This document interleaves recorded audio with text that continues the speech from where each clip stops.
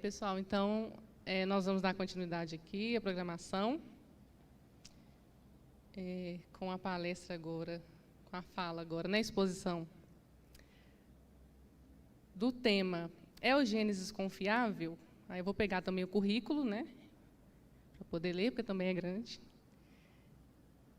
A preleitora, então, né, desse tema. Ela é graduada em Ciências Biológicas pela Universidade Federal do Espírito Santo, com mestrado e doutorado em Biologia Vegetal pela Unicamp e pós-doutorado em Ecofisiologia Vegetal pela Universitat de Barcelona, Espanha. É professora titular na Universidade Federal de Minas Gerais e pesquisadora do CNPq. Orienta no programa de pós-graduação em Biologia Vegetal, tem experiência na área de botânica, com ênfase em ecofisiologia vegetal, atuando principalmente nas áreas de germinação e dormência de sementes, banco de sementes, longevidade e envelhecimento de sementes, sinalização oxidativa e balanço hormonal durante a superação da dormência e germinação de espécies nativas. Então, é com grande, né, prazer e honra que eu convido à frente a doutora Keila Garcia.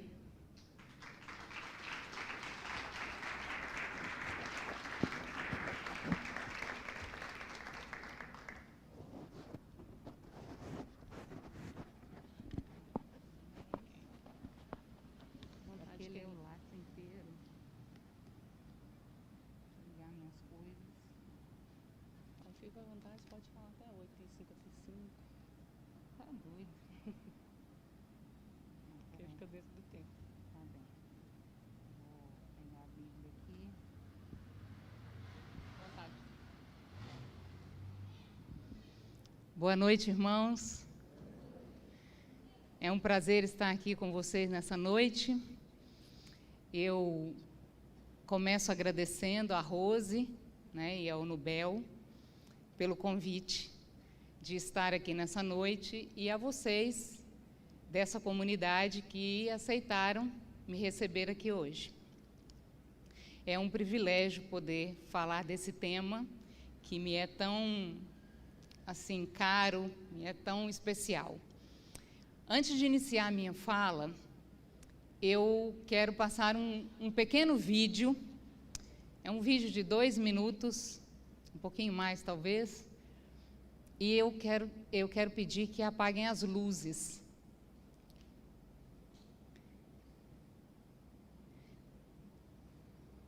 Para que possa soltar o vídeo.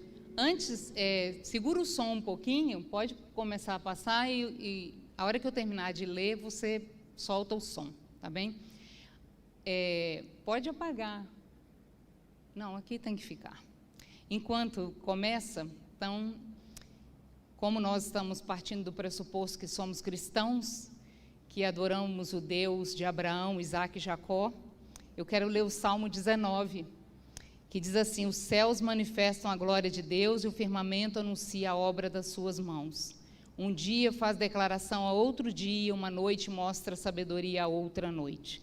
Sem linguagem, sem fala, ouvem-se as suas vozes em toda a extensão da terra e as suas palavras até o fim do mundo. Pode soltar o som.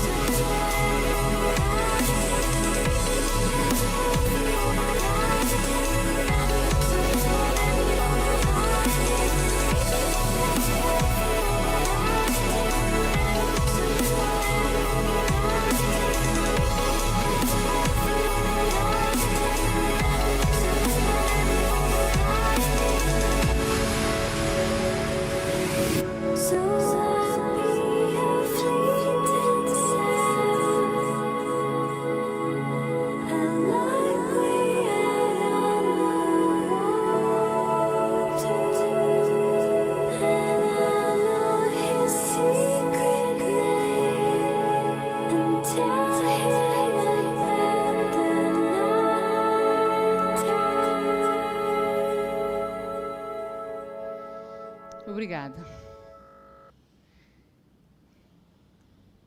Acho que não precisava nem falar mais nada, não é? Podíamos ir embora agora, já sabendo que o Gênesis é confiável. Bom, mas vamos começar do começo, não é? Nós vamos investigar um pouquinho Gênesis, trabalhar um pouco a questão da natureza, daquilo que Gênesis fala sobre a criação e trazer um pouco da ciência para esse contexto do Gênesis. Então, nós vamos contrastar o Gênesis com a ciência, para saber se nós podemos confiar ou não com aquilo que a gente tem além da fé. Então, o Gênesis nos fala sobre a origem do universo e da Terra, né? Começando do começo, o Adriano falou aqui, não é? Disse já na fala dele, no princípio criou Deus os céus e a terra. Gênesis 1:1. A terra era sem forma e vazia, e havia trevas sobre a face do abismo, e o Espírito de Deus se movia sobre a face das águas. Gênesis 1:2. Deixa ainda no anterior, por favor. Bom, esses dois versículos, eles nos dizem que Deus criou tudo, criou todo o universo e criou a terra. E aí diz que a terra era sem forma e vazia. Isso aqui gera duas possibilidades. Uma, de que a terra já existia desde o começo, sempre existiu, e que a organização, né, da terra foi feita na semana da criação. Ou que a terra, não todo o universo, mas a terra foi criada na semana da criação. Então é por isso que existem cientistas criacionistas que creem, e teólogos que creem na terra jovem e na terra antiga, porque esse verso pode levar a essas duas interpretações.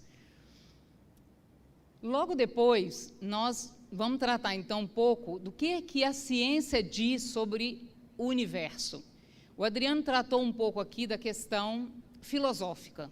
O que os filósofos pensavam? Eles não conseguiam explicar.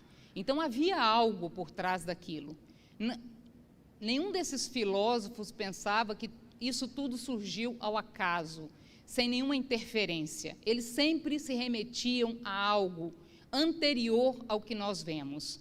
Na ciência, nós temos a teoria do Big Bang, que às vezes é muito mal interpretada, né? Na verdade, não é que houve uma explosão do nada e apareceu nada do nada. É que a teoria do Big Bang diz que o universo está em expansão. E se ele está em expansão, ele teve um começo. E isso é muito difícil para alguns que não creem em Deus. E eu trago aqui a reflexão de um astrônomo muito famoso que faleceu em 2008, e ele foi diretor de um observatório muito famoso em Los Angeles, e Robert Jastrow, e ele disse assim, uma vez dando entrevistas: em vez de desmentir a existência de Deus, os astrônomos podem estar encontrando mais provas de que Deus existe, de que o universo começou repentinamente em um ato de criação. Para o cientista que vive a sua fé no poder da razão, a história termina como um pesadelo. Esse homem deu um testemunho nesse vídeo que está aí abaixo. Eu sugiro até que vocês peguem uma canetinha e anotem essas coisas. É um vídeo chamado A Chamada do Cosmos. O nome dele é A Chamada do Cosmos. É um vídeo impressionante, mostrando imagens mais bonitas do que aquela até que nós vimos no início, mas a entrevista, o depoimento desse astrônomo é marcante, porque ele mesmo disse: eu vou morrer sem crer em Deus e vou morrer num pesadelo, porque eu sei que tem que ter alguma coisa por trás desse universo, mas eu não consigo acreditar no Criador, eu não consigo acreditar em Deus. Vocês imaginam a tristeza que é uma vida assim, é um pesadelo. Eu conheço um evolucionista, uma pessoa que não acredita em Deus, um cientista, que todas as vezes que ele vê imagens do universo, Tem uma série do Origens na TV Novo Tempo também sobre astronomia. Quem tiver interesse em ver imagens belíssimas e ouvir cientistas falando sobre a questão do universo, assistam essa série. Tem, acho que 7 episódios, se não me engano, que é maravilhoso. E todas as vezes que ele assiste isso, ele tem pesadelos. E quando eu ouvi a entrevista do Robert Jastrow, eu me lembrei dele. Isso é a mesma sensação. Você tem certeza que aquilo ali não pode ter surgido ao acaso, mas você não tem estrutura para acreditar em Deus. É triste, mas é a realidade. Também quero recomendar os livros de John Lennox, que é um matemático. Aqueles que gostam mais da matemática vão entender muito melhor os livros dele. Ele tem um livro que é muito, muito famoso, que é Porque a Ciência Não Consegue Enterrar Deus, que ele disserta a primeira parte do livro sobre matemática e a segunda sobre biologia. E ele é um matemático, ele vai muito bem na matemática e vai muito bem na biologia também. E ele, dando uma entrevista mais recentemente, disse assim: eu acredito que o universo... Ele é cristão. Esse é cristão. Ele diz: eu acredito que o universo aponta para Deus. Deus criou o universo e deixou suas impressões digitais para todo lado. Uma delas é a ordem e o design demonstrados pelas leis elegantes que têm sido descobertas. E ele ainda cita C.S. Lewis, que aqueles que já leram Nárnia, né? Crônicas de Nárnia, conhecem C.S. Lewis. C.S. Lewis disse assim: os homens se tornaram cientistas porque esperavam encontrar leis na natureza, e esperavam leis na natureza porque acreditavam no legislador. Então, a ciência começou com cristãos, com aqueles que acreditavam que as leis que regiam o universo eram as leis de um legislador que eles conheciam muito bem, que era o Deus pessoal deles. Então, por isso eles investigavam a natureza. Se a natureza fosse um caos, não haveria como fazer ciência, porque a ciência é baseada em leis que regem o universo e a vida. Se não houvesse essas leis, não houvesse ordem no universo e na vida, seria impossível fazer pesquisa científica. A ciência só existe porque existe ordem. E, recentemente, ou seja, antes de ontem, na verdade, eu vi isso na quinta-feira, saiu no UOL, no dia 19 foi terça-feira, né?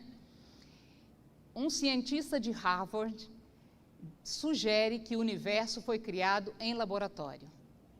Olha, a vida, já lançaram a vida para fora, porque não consegue explicar como que a vida surgiu no universo, no planeta Terra, como que surgiu no planeta Terra. Como nós não conseguimos explicar, já deram um jeito dela vir de fora, é o que é chamado panspermia. Agora eles estão tentando explicar também o universo feito de fora. Esse pesquisador, ele não é uma pessoa inculta, alguém que não sabe nada de astronomia e de universo, não. Ele é o diretor do Instituto de Teoria e Computação de Harvard.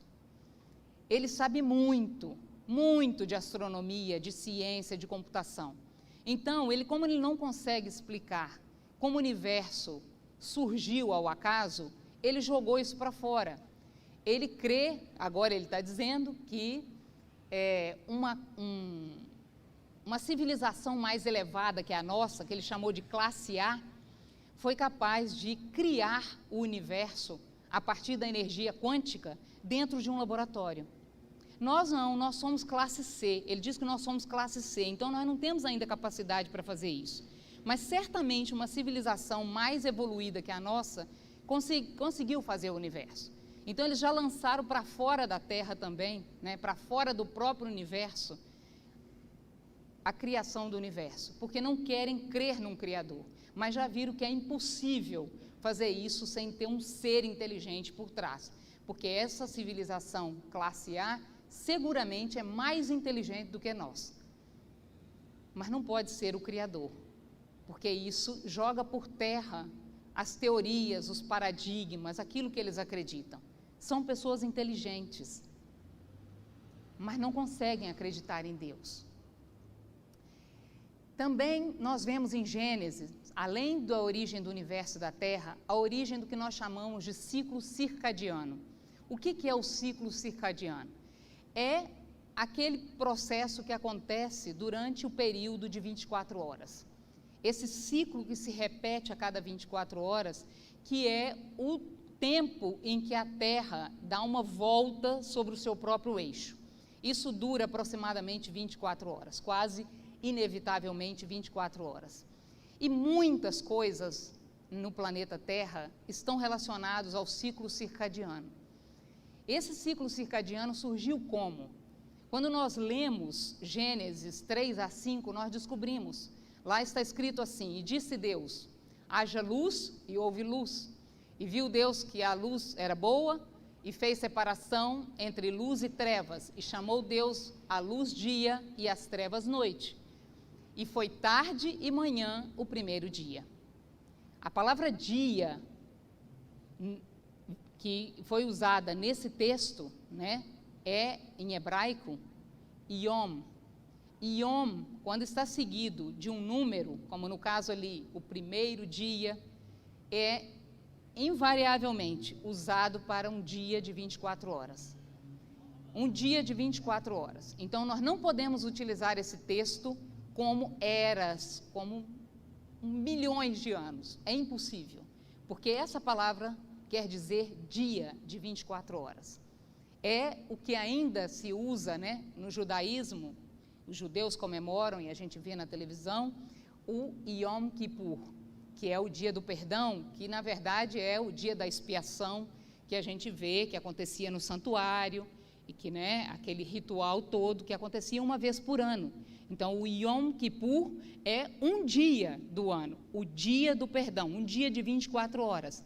E eles comemoram isso na maneira como está escrito na Bíblia, tarde e manhã o primeiro dia. O que é tarde aqui? Tarde significa o período escuro do dia, e manhã o período claro do dia. Em português isso é um pouco confuso, não é? Porque a gente usa dia para a parte clara do dia de 24 horas, e noite para a parte escura. Então, nós confundimos, às vezes, dia tanto para a parte clara, quanto para o dia de 24 horas. Mas, para eles, é muito claro que a Bíblia diz que o dia começa ao pôr do sol. Então, tem uma noite inteira e depois um dia, né, uma parte clara inteira. Essa somatória da parte escura com a parte clara é que dá o Yom, que dá o dia. Né? É muito estranho, não é claro para nós que o dia comece no meio da noite e que nós tenhamos duas partes de noite no mesmo período de 24 horas. Então, não é natural. O que Deus criou foi natural. Então, a partir do pôr do sol, nós temos um dia, né, a parte escura daquele dia, e depois a parte clara do dia, que se encerra no pôr do sol do dia seguinte. Então, isso é o ciclo circadiano, criado a partir do primeiro dia. Esse ciclo circadiano, ele se repetiu nos dias da criação. No segundo dia, Deus separou o firmamento das águas, ou seja, criou o espaço aéreo do planeta Terra, a atmosfera. No terceiro dia, Deus criou a terra, né? Separou a terra das águas, criou então a parte terrestre e criou a vegetação. Colocou a vegetação nessa terra. Né? No quarto dia, Deus criou os luzeiros para iluminar a noite e o dia. No quinto dia, os animais que ocuparam esse espaço aéreo e os animais que ocuparam as águas. No sexto dia, os animais terrestres e os seres humanos.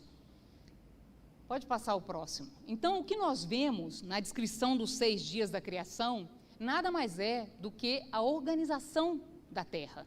A Terra foi organizada, porque diz lá em Gênesis 1, 2, que a Terra era sem forma e vazia. A Terra teve que ser estruturada e preenchida com a vida. E foi isso que Deus fez. No primeiro dia, luzes e trevas. No quarto dia, luminares. No segundo dia, firmamento e águas. No quinto dia, aves ocupando o ar, o espaço aéreo, e peixes ocupando as águas. No terceiro dia, a terra e a vegetação. No sexto dia, animais terrestres ocupando essa terra e os seres humanos. obviamente, também ocupando isso, não é? Mas nós temos aí 6 dias e vem um outro evento, que é a origem da semana.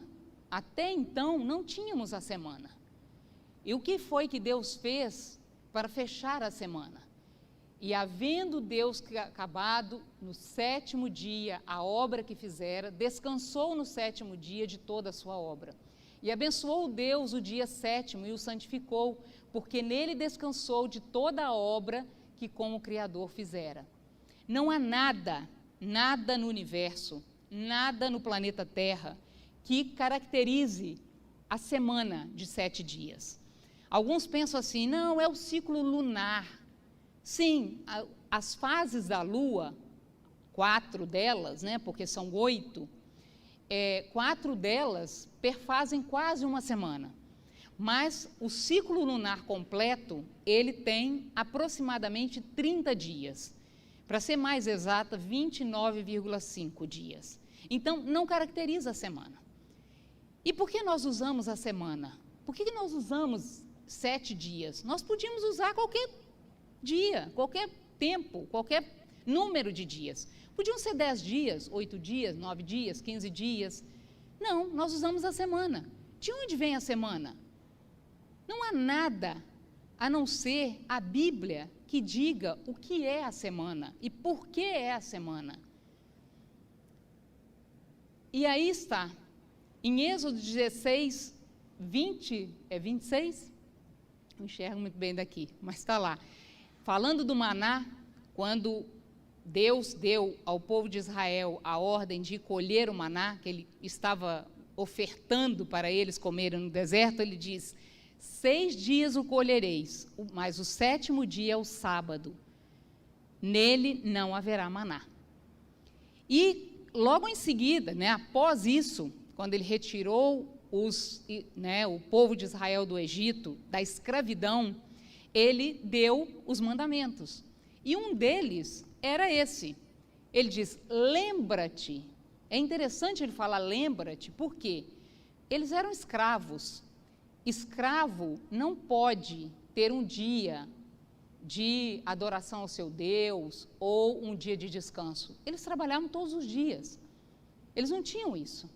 Então, eles já não lembravam mais disso. Eles ficaram 400 anos lá, sendo escravos. Escravos não tinham direito a nada. E aí Deus chama esse povo e diz assim, lembra-te do dia do sábado para o santificar. 6 dias trabalharás. Olha Deus de novo dizendo aí como é a semana e que foi Ele que fez a semana.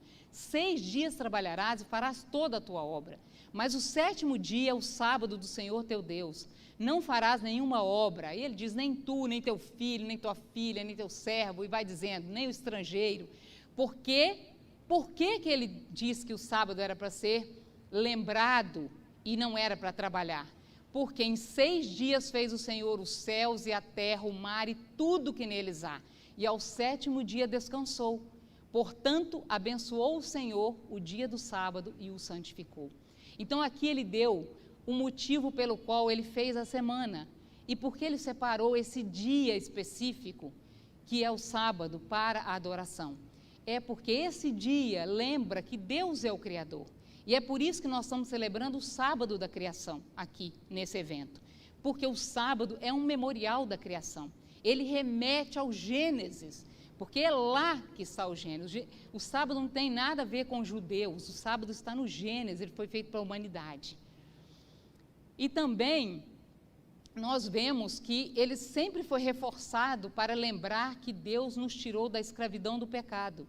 Também é um dia que lembra a redenção. Porque no final lá, quando Moisés falou de novo para o povo que ia entrar na terra, né? Quando ele entrar na terra em Deuteronômio, diz, porque te lembrarás de que foste servo na terra do Egito, e que o Senhor teu Deus te tirou dali com mão poderosa e braço estendido, pelo que o Senhor teu Deus te ordenou que guardasses o dia de sábado.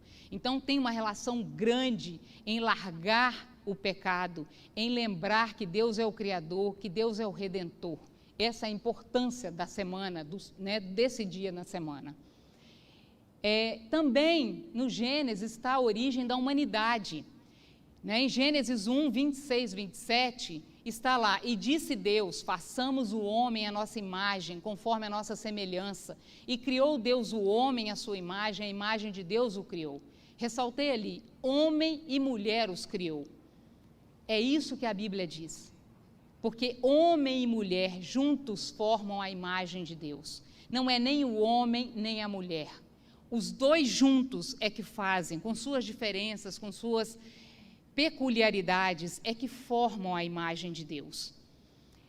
E na década de 80, uma pesquisadora, doutora Rebecca Kahn, estudando as origens maternas, que através do DNA mitocondrial, porque nós herdamos nossas mitocôndrias das nossas mães, não dos nossos pais. Nós não temos origem paterna nas mitocôndrias. Por quê? Porque a mitocôndria está na cauda do espermatozoide. E quando o espermatozoide penetra o óvulo, ele deixa a cauda para trás. Então, não entra mitocôndria masculina no óvulo, no ovócito, né?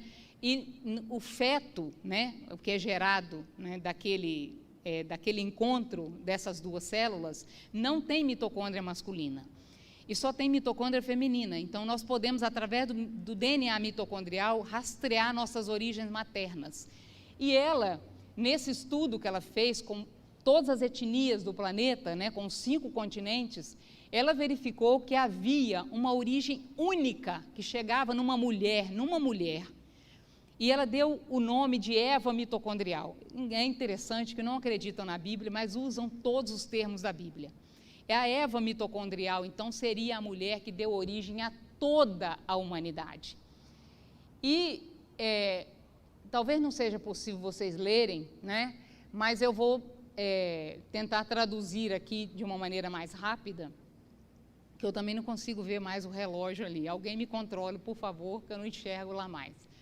Mas o que eles descobriram é que, logo mais à frente, depois que ela descobriu isso, que já foi um choque, porque não dá para aceitar uma coisa dessa, porque eles, né, o paradigma diz que são vários indivíduos ao mesmo tempo que surgiram, que evoluíram e viraram humanos, hominídeos, que isso foi ao longo do tempo, usando alguns marcadores moleculares, né, de relógio molecular, eles viram, né, nessa calibração, que chegava a uma mulher que viveu há aproximadamente 6.500 anos.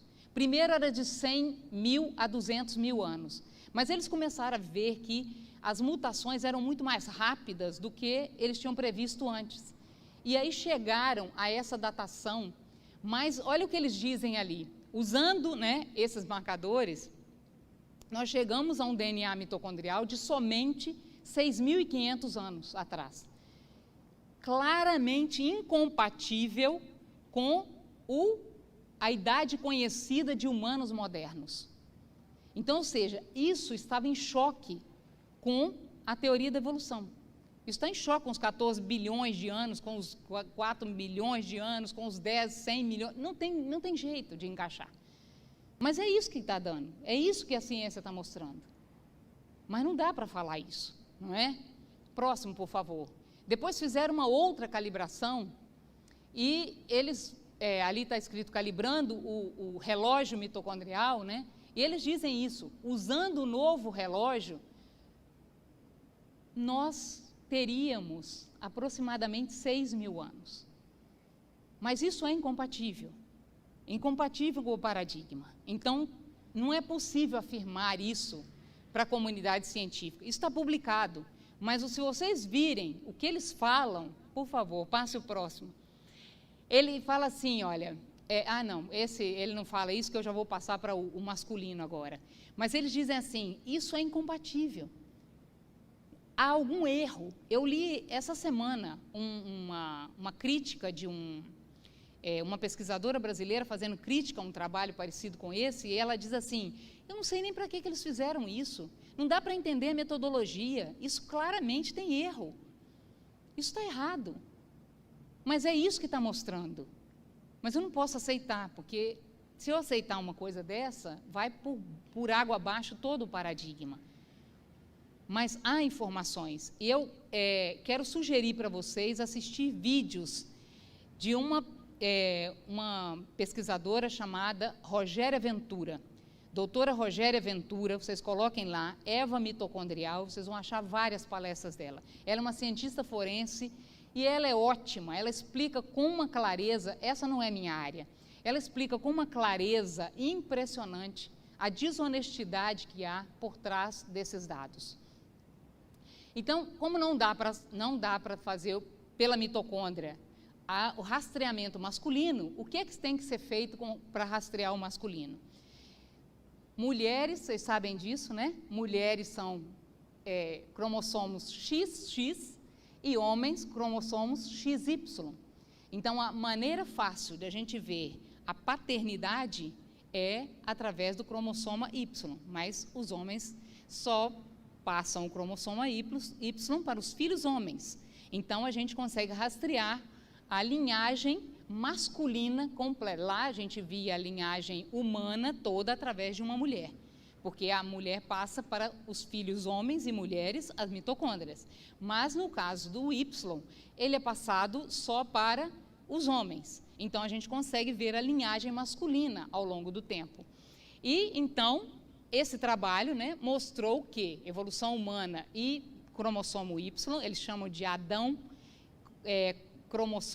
cromossomo Y, Eva mitocondrial e Adão cromossomial.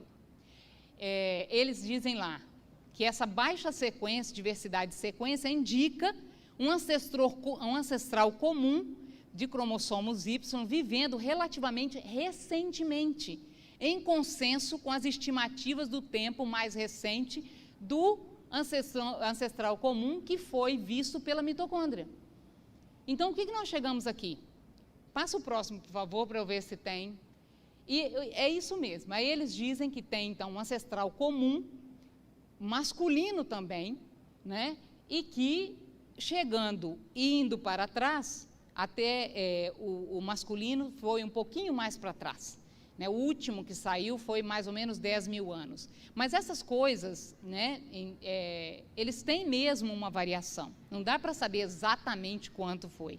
Mas é interessante que nós chegamos a um homem e uma mulher que deu origem a toda a humanidade, que viveram aproximadamente entre 5 mil e 10 mil anos. Isso é perfeitamente compatível com a Bíblia. Perfeitamente. Eu acho que tem um comentário aqui, isso. Aí, comentando o artigo, um dos autores diz assim, embora nós tenhamos dado os apelidos para eles de Adão e Eva, como na Bíblia, não é?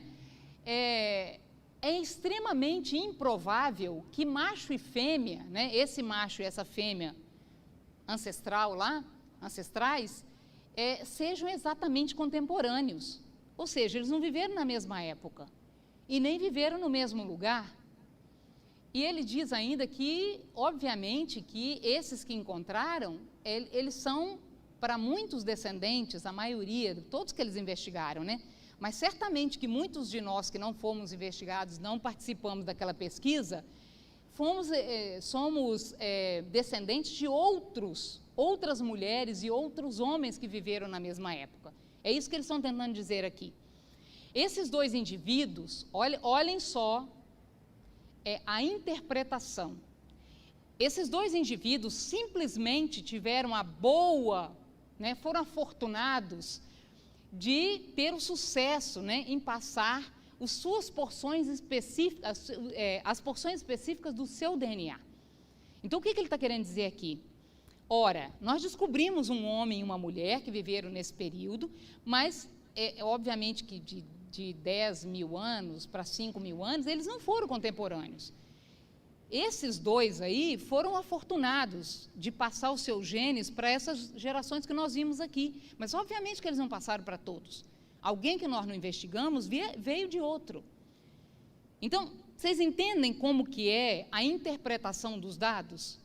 Então, na verdade, eles querem dizer assim, isso não é possível acontecer, porque o que nós acreditamos não cabe nisso. Não cabe. Há muitas críticas a esses trabalhos e a nossa interpretação de que isso aí pode ser compatível com o Gênesis.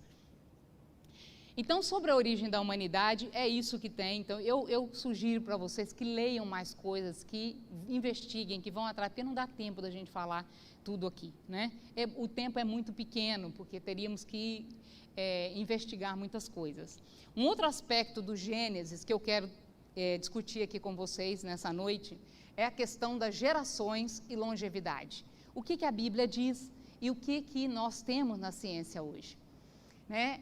Lá em Gênesis 5, de 1 a 9, eu separei aqui de 1 a 9, mas tem toda aquela genealogia enorme ali, né? Que até muitos não gostam de ler. Mas vou ler aqui um pedacinho, né? Diz assim: este é o livro das gerações de Adão. No dia em que Deus criou o homem, a semelhança de Deus o fez, homem e mulher os criou, ou seja, reforçando aqui em Gênesis 5, Gênesis 1.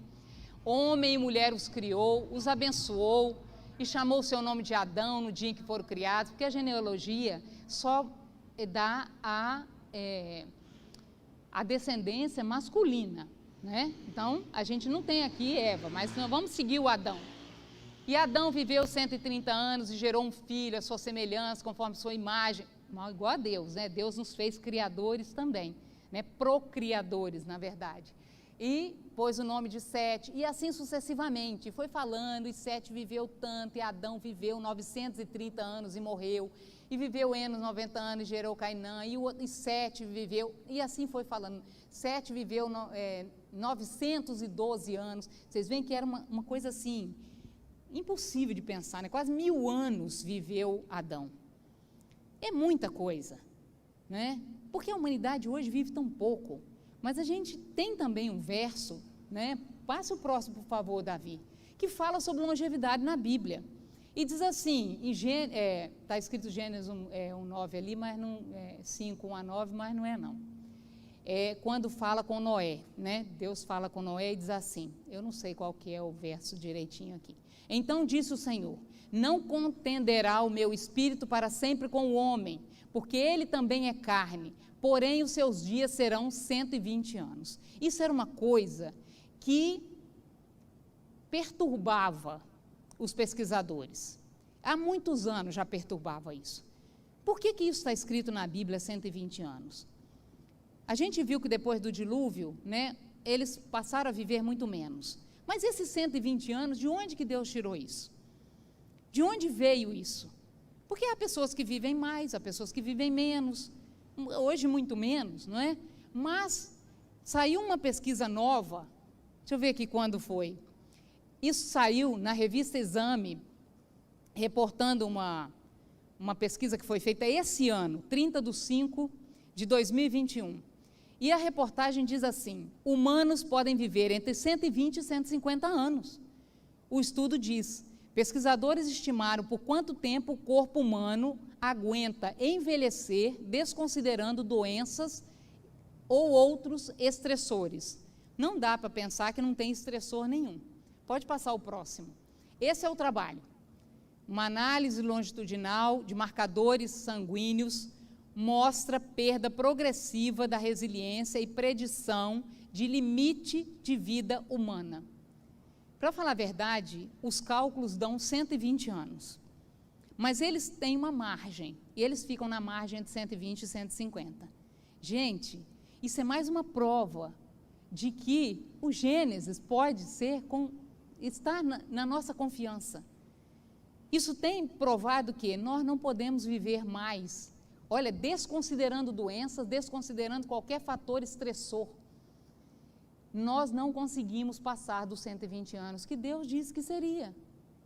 Pronto, Ele só disse que seria. E os pesquisadores estão debruçando em cima dos dados e estão verificando que esse é o limite de vida humana. Então, em relação à longevidade, também temos essa questão mais ou menos certa, já. E uma outra questão que eu quero levantar, que eu acho que é a última, é o dilúvio. Esse é um outro problema sério, né? O dilúvio está lá descrito, de Gênesis, né, do capítulo 6 ao capítulo 10, E diz lá que Noé entrou na arca com seus filhos, sua mulher, e que ainda Deus separou animais limpos puros de impuros, limpos de impuros, ou seja, nem havia ainda falado em Levítico, isso aqui está em Gênesis. Então já havia separação entre os animais que eram puros e impuros, os animais que poderiam ser consumidos e os animais que não deveriam ser consumidos. E diz lá que Noé entrou e que todas as fontes do grande abismo, as janelas do céu se abriram, a chuva aconteceu durante muitos dias, 40 noites, que as águas prevaleceram sobre a terra, os altos montes, e que isso cobriu a terra toda, matou toda a vida, exceto Noé, seus filhos, sua esposa, seus filhos, suas noras e os animais que entraram na arca. Mas isso é um problema. Então, passa o próximo, por favor. Hoje nós encontramos fósseis de todo tipo de animal. Aqui nós temos uma imagem de fósseis de baleia. Vocês estão vendo o tamanho dos humanos perto dos ossos que estão ali, não é? Eu vou só contar uma coisinha para vocês, que eu sou bióloga, e estudei essas coisas todas. Quando eu fiz faculdade, eles diziam para nós assim, e dizem até hoje, os animais foram fossilizados assim, eles morreram e foram lentamente sendo soterrados. Ali foi cobrindo, até que cobriu tudo. Era um lago, o lago foi secando, eles foram sendo cobertos e aí fossilizou. As condições eram boas, fossilizou. Impossível fossilizar uma baleia se ela não for coberta rapidamente, se ela não for soterrada rapidamente. Tipo aquilo que aconteceu com o desastre da Samarco e do Brumadinho. Se não acontecer um negócio daquele com lama que fecha tudo e cobre o corpo da baleia inteira de uma vez, não sobra nada. Não sobra nada. Por quê? Porque os decompositores vão lá e consomem, o oxigênio destrói, tudo está contra fossilização. A fossilização tem que ser em condições muito especiais e o animal tem que ser todo soterrado de uma vez. Uma baleia, ou várias baleias, porque nesse sítio tem muitas baleias inteiras, um número enorme delas, dezenas delas, soterradas e fossilizadas. Só pode ter acontecido uma catástrofe. Todos os geólogos sabem que há fósseis no mundo inteiro. As camadas de fósseis são encontradas no mundo inteiro. E elas têm correspondência. Para elas terem correspondências, isso tem que ter sido soterrado de uma forma geral, uma forma global dentro do planeta Terra. Então, essa evidência de dilúvio, não vou dizer dilúvio, ele não quer que fale de dilúvio, de catástrofe, ela é real, Eu vou sugerir um outro vídeo para vocês assistirem, passa a próxima, por favor, que é esse vídeo aí. É baseado no título desse vídeo, que eu escolhi o título para essa noite, que é o Gênesis, História, Is Genesis History. Ele é em inglês, ele foi feito por alguns americanos, mas ele tem a possibilidade, naquele linkzinho da legenda, de escolher a legenda em português. E eu vou sugerir para vocês que escolham a legenda em português de Portugal, porque a tradução do português do brasileiro não está boa. A de português de Portugal é fantástica. O vídeo é maravilhoso. Aquela imagem ali é do Grand Canyon. Ele mostra várias imagens do Grand Canyon.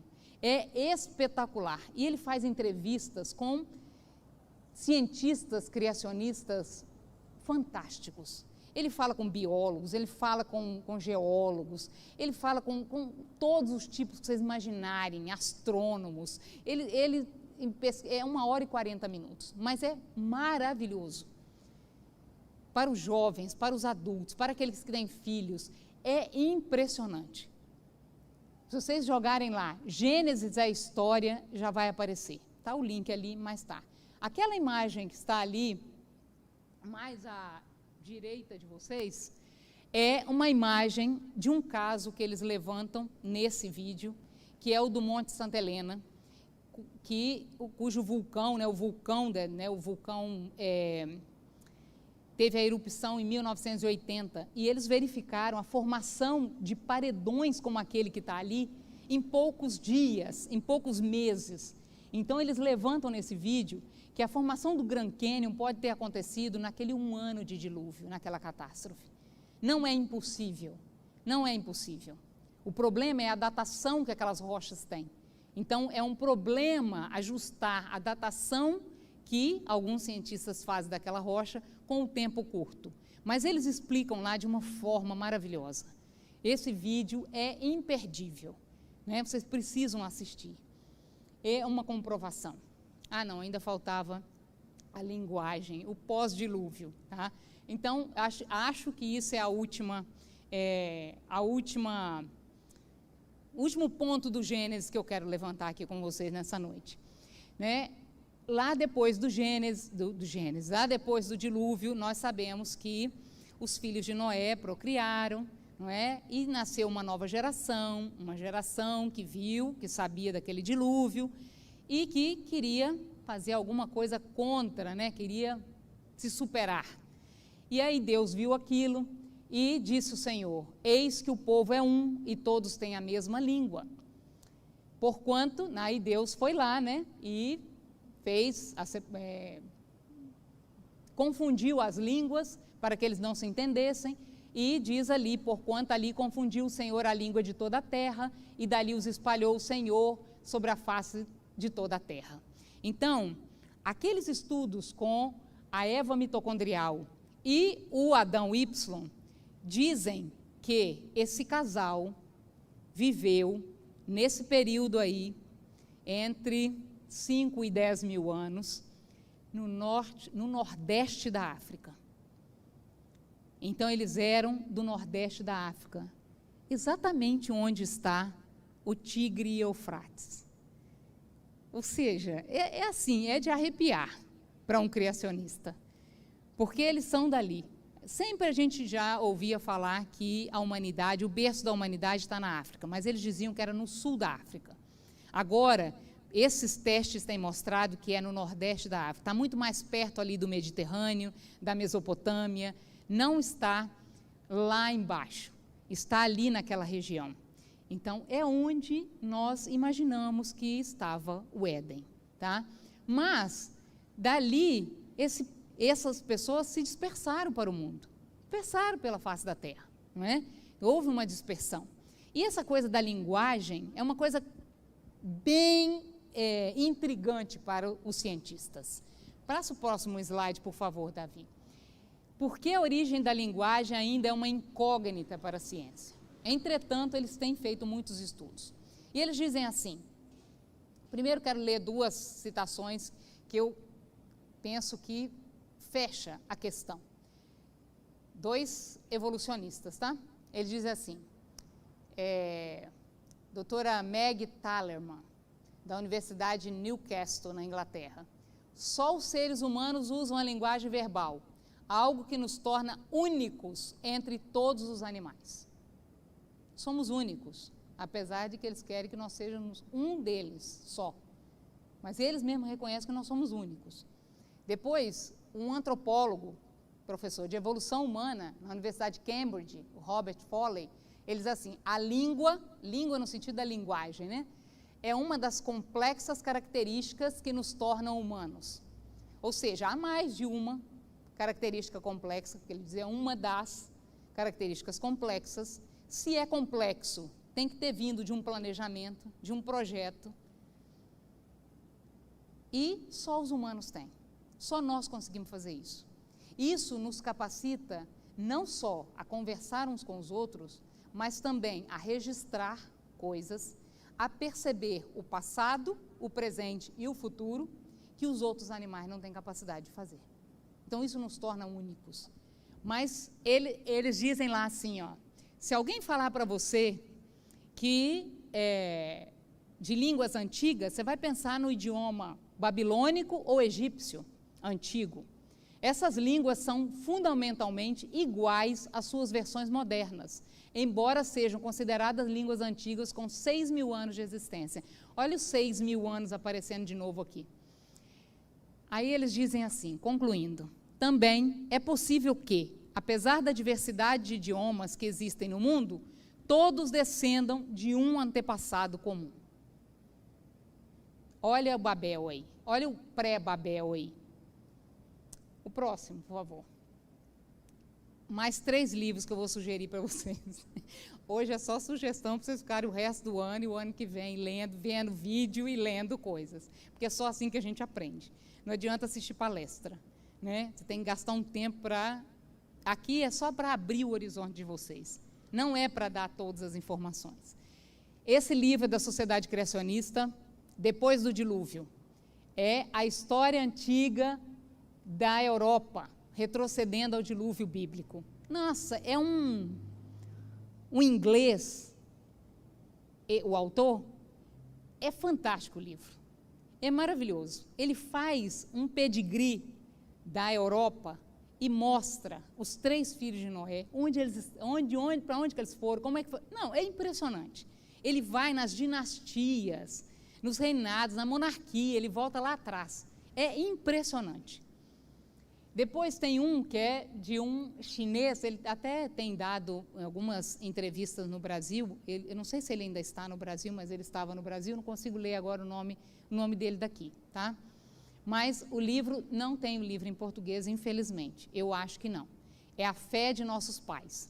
E ele mostra a linguagem chinesa, como que isso foi passando e como que ele pode descobrir coisas da Bíblia naqueles ideogramas chineses. Mas tem um livro mais simples também da Sociedade Criacionista, que fala, é bem mais simples do que o dele, que diz Descobertas do Gênesis na língua chinesa. É muito bom, é muito bom. Então, esses livros são para vocês entenderem como foi a dispersão dos humanos depois do dilúvio. Então, ou seja, há evidências de que os 3 filhos de Noé, ou as descendências, né, daqueles babilônicos, de Babel, não babilônico no sentido do Império Babilônico, mas daqueles que saíram de Babel e para onde foram, né, essas pessoas. Bom, eu quero finalizar aqui, eu acho que eu ainda tenho uns 5 minutos, né, ou um pouquinho mais talvez, para refletir com vocês quais são as implicações de descartar o Gênesis, porque existe uma corrente moderna que está tentando juntar cristãos que estão tentando juntar a evolução com Deus. Só que eles descartam Gênesis, porque eles não creem que Deus criou da maneira como está escrito na Bíblia. Eles creem que Deus usou a evolução para criar a vida, inclusive para nos criar, que nós somos frutos da evolução, mesmo que guiadas por Deus. Deus criou a vida e dirigiu, foi plano dele, ele dirigiu até chegar no homem. Quando chegou no homem, ele pôs alma no homem, e aí nós viramos seres humanos. Então, quais são as implicações de nós descartarmos aquilo que nós vimos ali?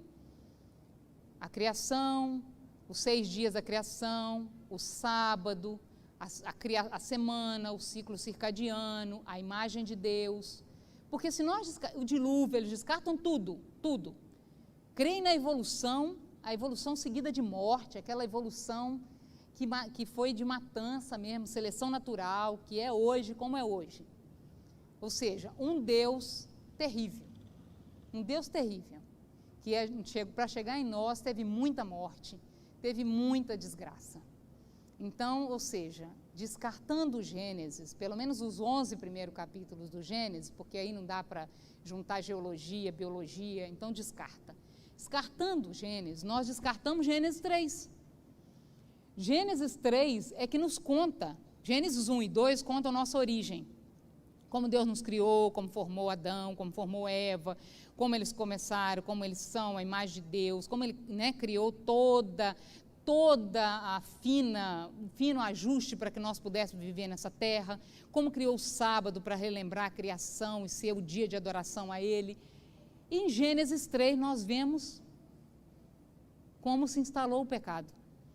Nós sabemos como ocorreu a queda, por que nós somos como somos, por que nós morremos, Por que há tanta pestilência? Por que existe Covid-19? Por que existe tudo isso? Nós só sabemos disso porque tem Gênesis 3, que nos conta que houve uma separação de Deus. Que, infelizmente, nossos primeiros pais, aquela Eva mitocondrial e aquele Adão cromossômico, eles caíram. Mas é também em Gênesis 3 que nós vemos a aliança que Deus fez com a humanidade. Gênesis 3,15 diz, é a promessa da redenção através do Senhor Jesus Cristo. Diz assim, porém inimizade entre ti e a mulher, entre a tua descendência e o seu descendente. Este ferirá a cabeça e tu lhe ferirás ao calcanhar. Essa é a primeira menção na Bíblia de que Deus providenciou um redentor para a humanidade. E que se nós quiséssemos, a graça nos atingiria e nós poderíamos retornar àquela condição inicial. Só por causa disso nós sabemos. A primeira aliança, inclusive o povo fala de velha aliança, nova aliança, é sempre a mesma aliança. Deus fez uma aliança com a humanidade em Gênesis 3, em Gênesis 3,15.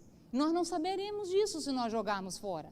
E pensem bem, se nós somos fruto de uma evolução, mesmo que guiada por Deus, que sentido faz Jesus? Jesus veio aqui para quê?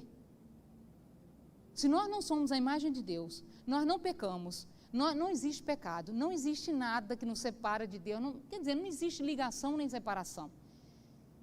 Jesus faz sentido? Que sentido faz Jesus? Mas há uma linha de cristãos, inclusive no Brasil, dizendo que faz sentido acreditar na evolução, porque evolução é fato, é ciência, não tem como descartar a evolução. E nós temos que tomar uma decisão, porque só dá dois caminhos. Ou eu acredito na evolução, ou eu acredito na criação. Porque juntar as duas coisas é tão incompatível, é tão fora de senso, que você perde completamente a noção. E perde outras coisas. O próximo, por favor. O Adriano falou isso aqui, eu vou repetir. Isso serve para toda a humanidade, não é? Os atributos invisíveis de Deus são claramente mostrados na natureza. Os homens, quando não acreditam em Deus como Criador, porque ali diz, reconhecem desde o princípio que todas as coisas foram criadas por Deus. Os homens são indesculpáveis, mas nós temos até ciência provando isso, não precisa, só de olhar a natureza, olhar como, gente, há vídeos e vídeos mostrando o design inteligente por trás de todas as coisas. O universo, aquele universo que nós vimos no início, impossível aquilo ter sido surgido ao acaso, do nada, sem nenhum controle, com tantas leis fazendo aquilo. São indesculpáveis. Mas, por favor, Davi, o próximo. Ainda há uma implicação com o Evangelho eterno. Olhem isso. Quando nós lemos Apocalipse 14, 6 e 7, nós vemos que Deus está proclamando, isso é a primeira mensagem angélica, nos finais dos tempos, e diz assim, e vi outro anjo voar pelo meio do céu e tinha o Evangelho eterno, para proclamar aos que habitam sobre a terra. O Evangelho eterno é o quê? É a graça de Jesus Cristo, é a salvação em Jesus Cristo, para proclamar os que habitam sobre a terra, toda nação, tribo, língua e povo, dizendo em grande voz, temei a Deus e dai-lhe glória, porque vinda é a hora do seu juízo, e adorai aquele que fez o céu, a terra, o mar e a fonte das águas. Adorai quem, então? O evolucionista? O Deus que criou através da evolução? Não. Adorai o Criador. Não por acaso, essa parte do verso está exatamente naquele mandamento que diz, lembra-te do dia do sábado, porque em 6 dias fez o Senhor o céu, a terra, o mar e todas as coisas. Então, há uma ligação eterna com a semana da criação, com a criação. Mas há outra ligação também que nós perdemos quando nós descartamos o Gênesis. Essa descrição do Apocalipse 21, aqui é Apocalipse 14 ainda, 21, desculpe, está escrito errado lá. 21, dizendo, vi novo céu e nova terra. Deus prometeu que vai recriar a terra, porque essa terra já não presta mais. Ela está corrompida, ela está degradada, ela está impura, ela não vai servir para os que forem salvos, aqueles que aceitarem a graça de Cristo. Então, Deus está prometendo no Apocalipse 21 a transformar essa terra, a fazer de novo a criação, transformar aqueles que forem salvos e a terra onde eles vão viver. E pelo que nós vemos no Apocalipse, isso não vai demorar. Isso será em breve. E a promessa mais maravilhosa que existe dentro disso do Evangelho Eterno é: e lhes enxugará dos olhos toda lágrima.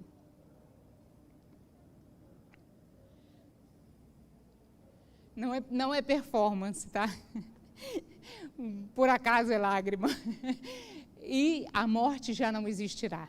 Já não haverá luto, nem pranto, nem dor, porque as primeiras coisas passaram. É isso que Deus promete. Num novo céu e nova terra, não nessa terra. Por isso nós não precisamos lutar por nada dessa terra. Nós não precisamos brigar por nada de justiça social nessa terra. Porque como cristãos nós já temos que ser justos. Como cristãos nós já não podemos ser racistas, porque nós viemos de um único pai e uma única mãe. Todos nós somos primos, parentes. Temos o mesmo DNA mitocondrial ou cromossomial, os homens. Então, não pode haver entre os cristãos isso. Então, nós não precisamos brigar por nada disso aqui, porque a nossa terra é outra. E diz: eis que faço novas todas as coisas. E diz: escreve, porque essas palavras são fiéis e verdadeiras. É possível crer. É possível crer. Eu recebi essa imagem há uns dias atrás, que diz assim, é um menininho, 2 menininhos, né, com as maletinhas na mão, diz assim: esse mundo não é minha casa, eu estou apenas viajando, eu sou apenas um viajante passando por ela. E eu quero terminar a minha fala com Apocalipse 22, que é como termina a Bíblia. Nós começamos com no princípio criou Deus, Gênesis 1:1, e eu termino aqui com Apocalipse 22:20, né? 22:7, depois 20. Eis que presto venho, assim diz o nosso Senhor Jesus Cristo, porque o Apocalipse nada mais é do que revelações de Jesus Cristo. Bem-aventurado aquele que guarda as palavras da profecia deste livro. E João diz: ora vem, Senhor Jesus. Que essa seja a nossa oração, a nossa crença. Muito obrigada.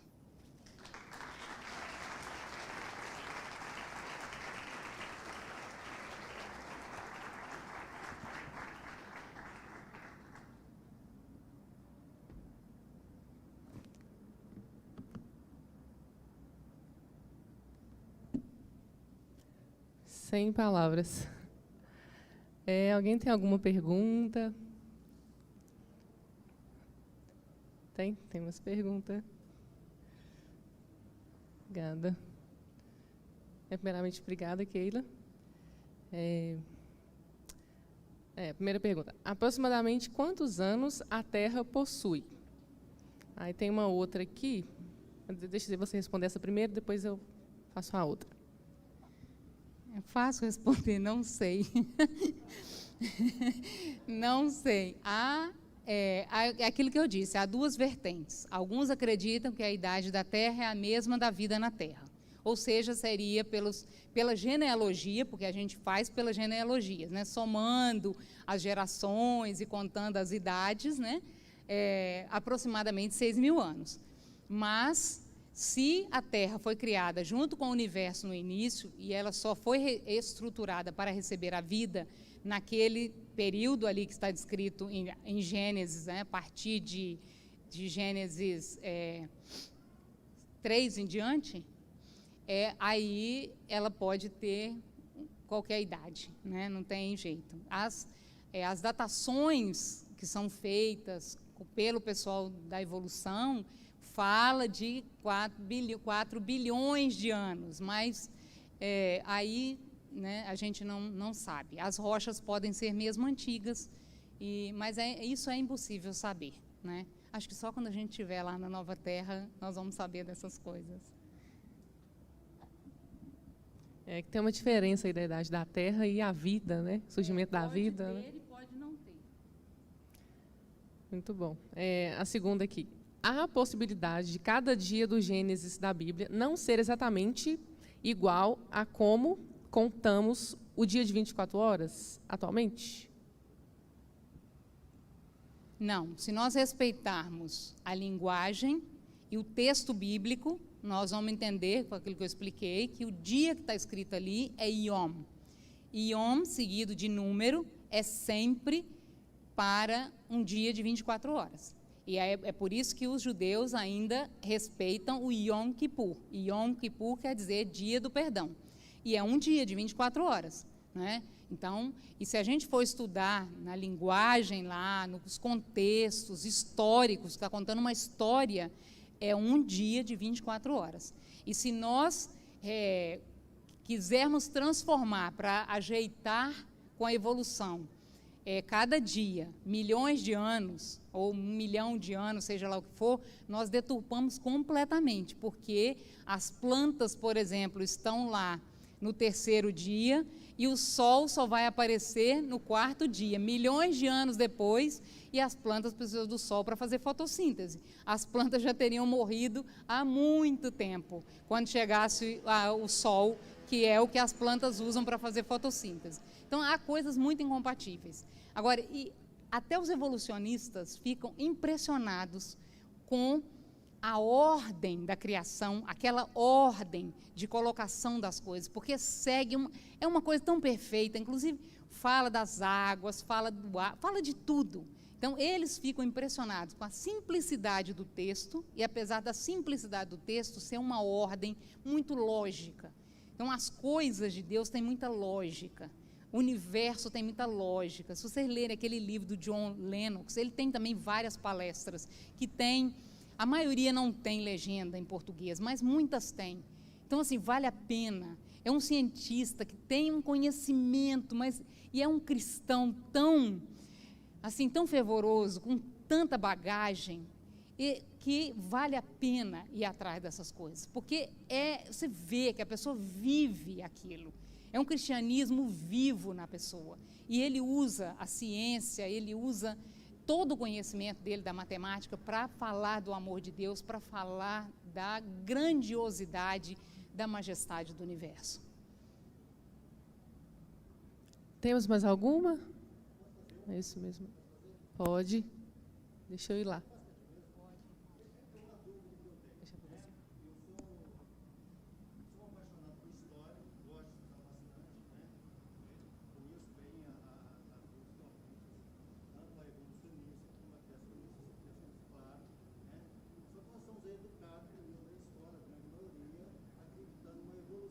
Uhum.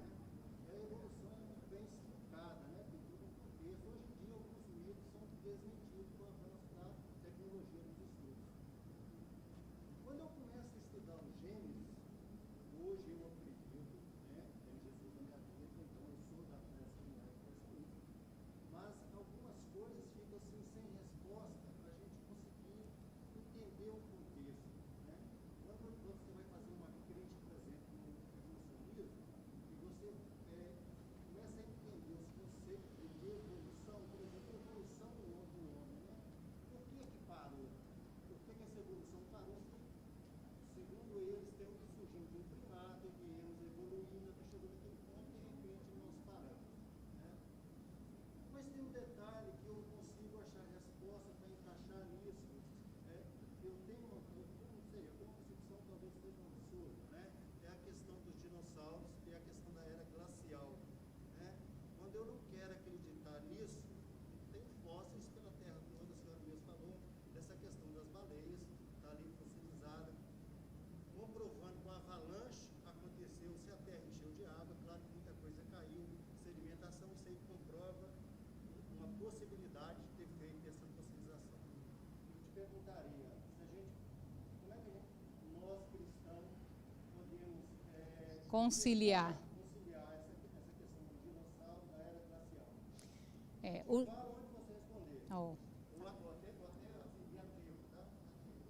Quando a gente fala de uma terra sem forma e vazia, né, existe uma possibilidade de ter existido algo antes e ter sido destruído, porque não cumpriu o plano explicou, e aí poderia ter esses gigantes ter sido extinto, ou a senhora tem uma outra visão? Não, eu não creio nisso. Existe uma corrente, inclusive entre os evangélicos, de que existiu uma terra pré-criação. Não, a Bíblia não diz isso, e não há nada para justificar esse pensamento.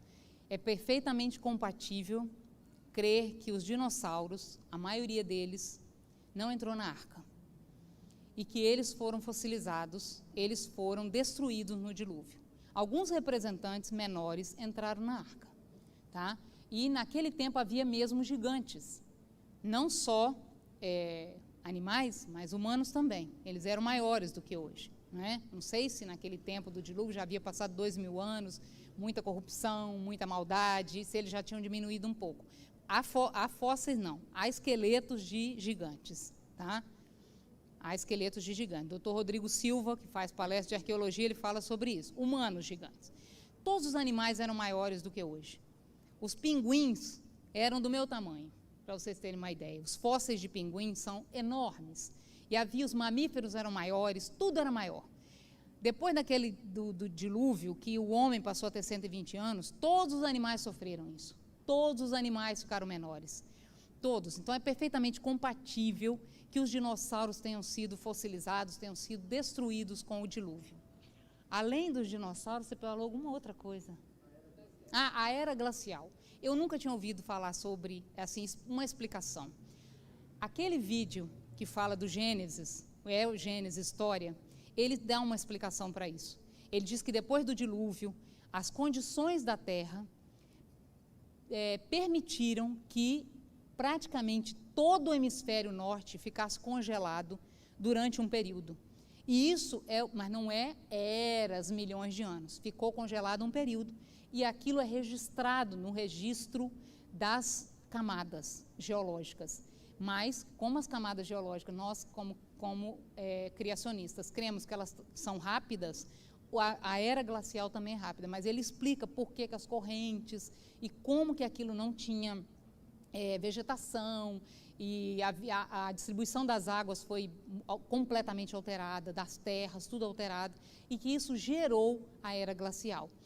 Eu não sou geóloga, não entendo muito bem disso, mas é uma explicação que eu nunca tinha ouvido falar, mas que aconteceu.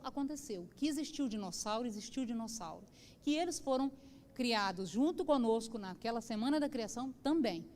E a era glacial tem essa explicação. Mas, claro, o Gênesis não é uma prova científica da existência de Deus. Nós precisamos ter fé para acreditar em Deus. Mas tudo que a gente sabe de ciência, estudando a vida, estudando o universo, a gente vê que há uma lógica, há necessidade de ter um criador, de ter uma mente inteligente por trás disso. E eu sugiro também que vocês leiam material, assistam vídeos da sociedade lá, da teoria do design inteligente, que eles têm produções maravilhosas. Eles estão no Discovery Mackenzie, que é presbiteriano. Eles têm, assim, materiais excelentes. Dr. Marcos Eberlin é uma sumidade nisso. Ele faz palestras maravilhosas. Então, assim, material não falta, gente. A Sociedade Criacionista tem livros, material tem muito. Nós precisamos ler, nós precisamos sair do WhatsApp, precisamos sair do Facebook, do Instagram e ler a Bíblia, que é a nossa primeira, né, a nossa regra de fé é a Bíblia, mas essas outras coisas dão suporte à nossa fé. Não são a base da nossa fé. A base da nossa fé é a Bíblia, exclusivamente a Bíblia.